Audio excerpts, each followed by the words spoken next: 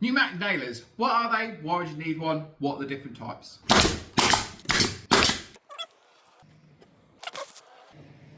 So I have a little bit more in-depth of a video of each one of these, which you're welcome to go and have a look. I'll link them below in the description. This is just a quick overview of what they are, why you would use them, and the types of nails that they fire. This one here on my right-hand side is what you call a framing or first fix nailer. They fire anything from 50mm nails up to 100mm nails, so 2 inch up to 4 inch. This thing is used for construction. It's used for heavy duty work. It's used for first fix. So when you're putting in studs, joists, walls, all those sorts of things. This one here is a 16 gauge nailer. This is a brad nailer. So a brad nailer means you have conjoined nails like this.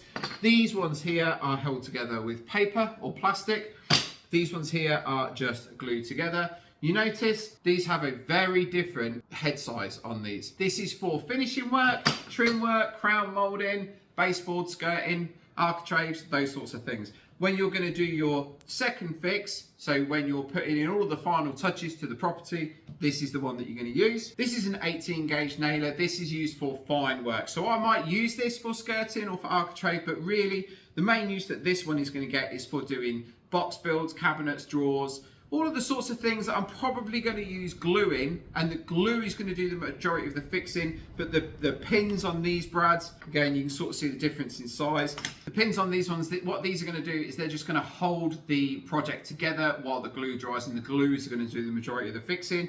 With the 16 gauge, because there's a little bit more meat on the bone with those, they're going to do a bunch of holding. But again, for things like skirting, it doesn't necessarily matter. But if I was going to use it on like a cabinet, I'm probably going to put glue on there as well. And this one here at the end, this is a coil nailer. This is quite a speciality item. As you can tell, each one of these has been fairly beat up and used quite well. This one looks like new. What this does is this fires nails which are on a coil, on a wire coil like this.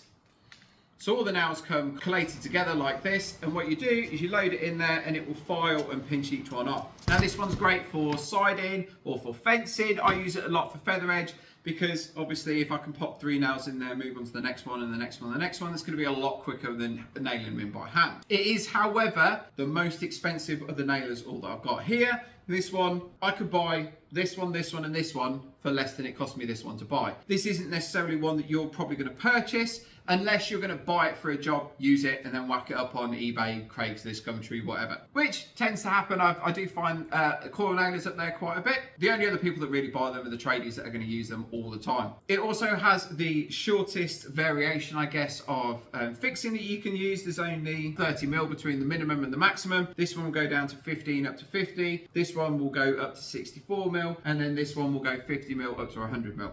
So there's a quick overview. If you'd like more information, like I said, the links will be in the description for you to sit there and go through each individual one. Quick 4 or 5 minute videos where I just detail what they're used for, why you're going to use them, and their pros and cons. All right? Thank you very much for watching. If you're still here, you're awesome. You're a star. Thank you. If you'd like to like and subscribe, that would be great. And you have a great day.